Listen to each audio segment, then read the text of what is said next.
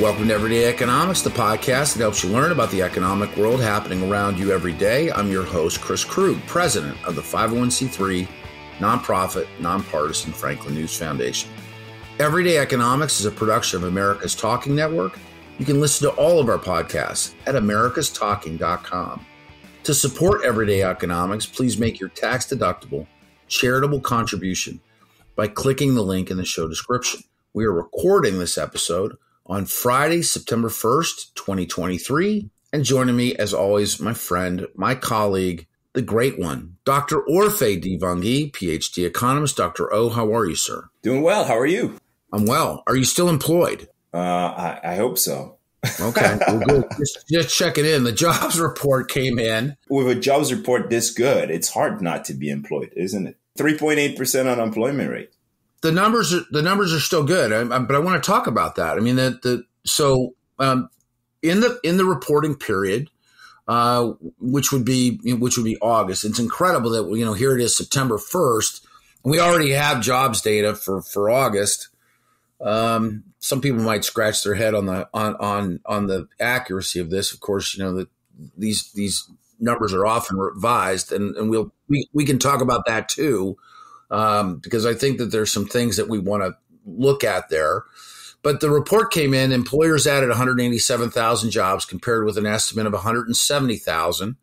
And that was an estimate that was put together by the Wall Street Journal.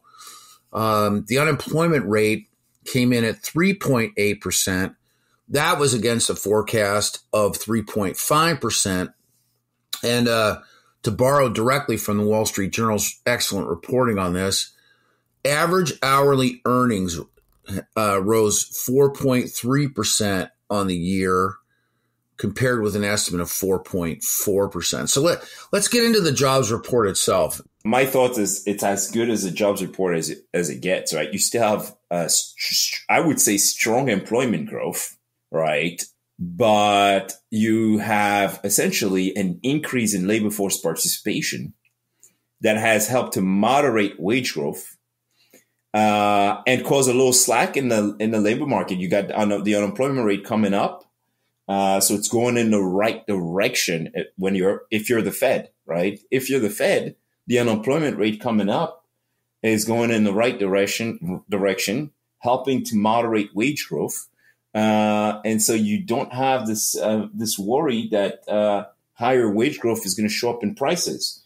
And so I think for the Fed, this is as good as it gets, and perhaps even hints at another pause when it comes to rate hikes. Well, that would be interesting. I mean, as we've had these conversations ongoing, and of course, there was just the Jackson Hole Fed meeting, which, frankly, I mean, I think for the average, onlooker was sort of I don't want to say it was not a whole lot of there, but there wasn't a whole lot of anything that was said that seemed to have any immediate influence on the markets or on the economy as a whole. In fact, I mean, this past week, we've actually even seen some uptick in the markets, and certainly in certain sectors. As far as a pause goes, if that is the case, is that good or is that bad? And how does any of this connect to the soft landing that we're getting to a point where we still have strong enough jobs growth to keep building widgets, right? So supply coming online, absorbing a ton of the demand, the excess demand that was still out there, bringing down inflation. This is great. We're going back to a pre-COVID normal economy.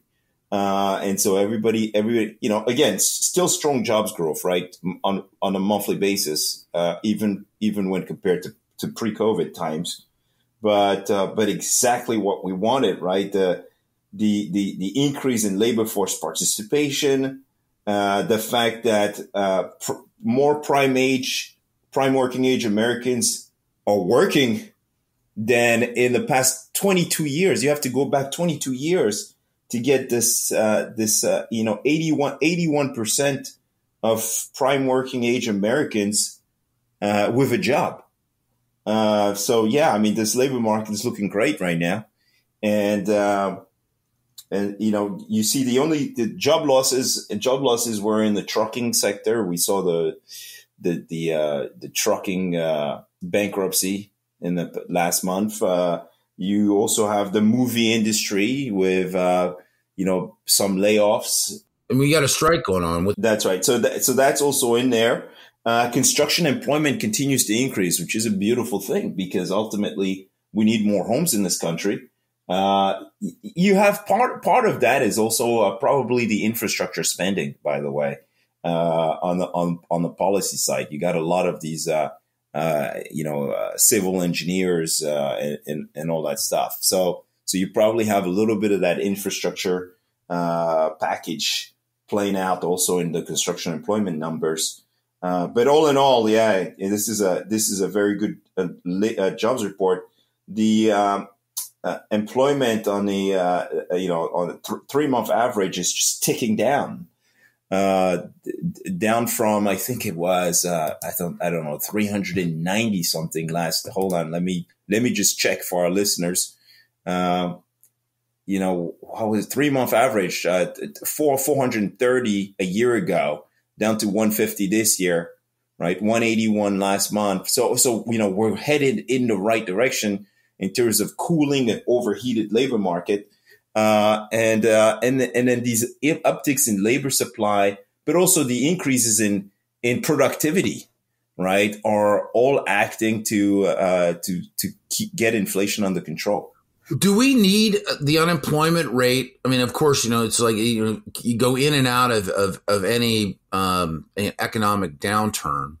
And a lot of economists, would say, you need to see that unemployment rate go up to kind of chill things out. Do we need the unemployment number to go up at this point for us to fully get the plane on the ground?